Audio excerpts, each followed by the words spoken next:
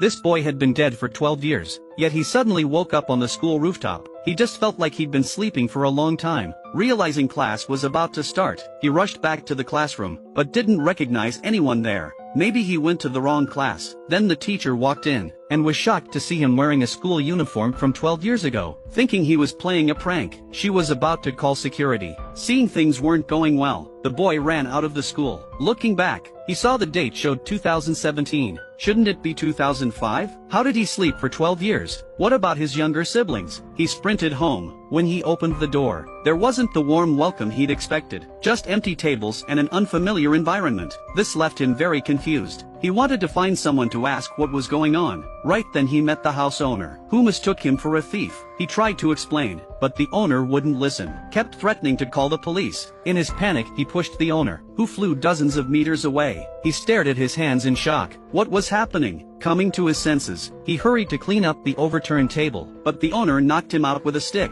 When he woke up, he was in the hospital, with a wound on his forehead. While police were investigating nearby, they asked for his name and birth date. The boy answered truthfully, "I'm David, born in 1987. The police were surprised. Someone born in 1987 would be 31 now. Are you kidding? The nurse finished bandaging him, saying they'd put 30 stitches in his forehead, warning about infection, and to pick up his medicine later. Seeing he wouldn't tell the truth, the police took him to the station, again asking for his name and birth date. The boy was helpless, insisting he wasn't lying. The police got angry, saying if the information was false, he'd face more charges for trespassing and obstruction, making things worse. But when they checked, the information was correct, though it showed he was deceased. He was shocked, and went to report to his superior. David went to wash his face, finding his forehead wound had completely healed, without any trace of stitches. Now he was even more confused. What had happened to him? As he was leaving the bathroom, he met an officer, who was startled by the name on his uniform. It was his childhood friend David, but hadn't he died 12 years ago? Even the voice was identical. He was completely baffled, realizing it was David's death anniversary. Could this be his spirit? Then David saw his name tag, recognizing him as his high school classmate Paul, and quickly asked what had happened.